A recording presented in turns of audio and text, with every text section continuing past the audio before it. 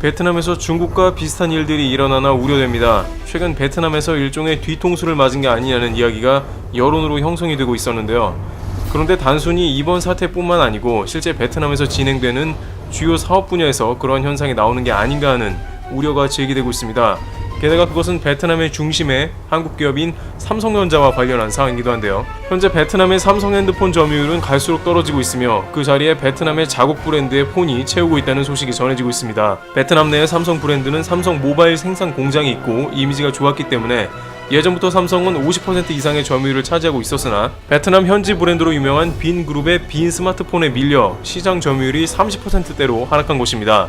1년도 안 된 기간에 점유율이 15% 이상 떨어진 것에 대해서 중국폰이 삼성을 밀어낼 수도 있을 것이라는 당초의 예상이 있었지만 실제로는 베트남 업체가 역습을 한 것입니다.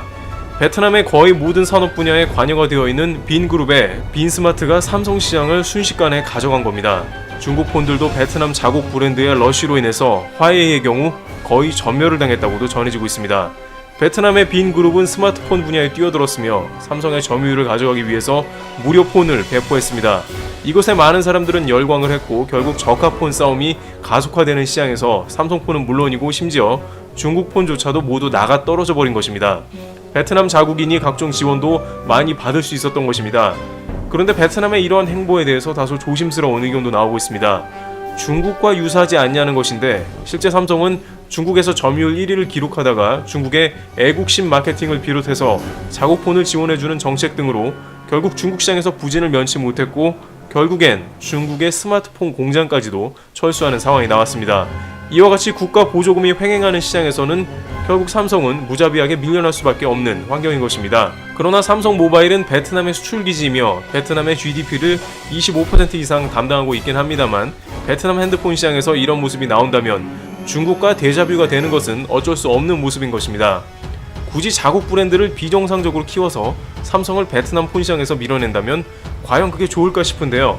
우선 최근에 베트남의 주요 매체에 따르면 현재 사태로 인해 베트남 기업들의 셧다운이 장기화되면서 베트남 기업의 30%는 3개월을 버티기가 힘들고 50%가량은 6개월을 버티기가 어렵다는 조사가 나왔습니다. 이미 베트남 경제는 현 사태로 인해서 몸살을 앓고 있습니다. 올해 들어 지난달까지 3만 5천 개에 가까운 기업이 파산했고 전체 기업의 75%가 인력 감축을 해야 한다고 전망되는 것입니다. 베트남 경제가 개발도상국으로 취약한 부분이 많기 때문에 이러한 전 세계적 셧다운 상태에서는 더 많은 문제점을 낳기도 하며 중국과의 관계도 깊은 나라이므로 더욱더 현재 사태에 큰 영향을 받을 수밖에 없는 것입니다.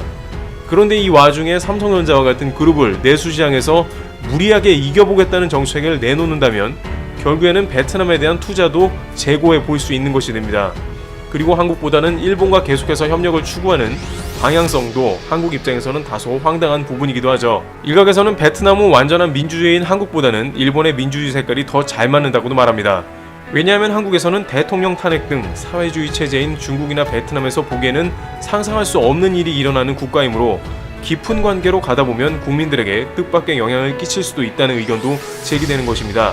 그러다 보니 한국보다는 좀 더 상하 관계가 분명한 일본식 민주주의, 일본 경제체제가 맞을 수 있다는 것이죠.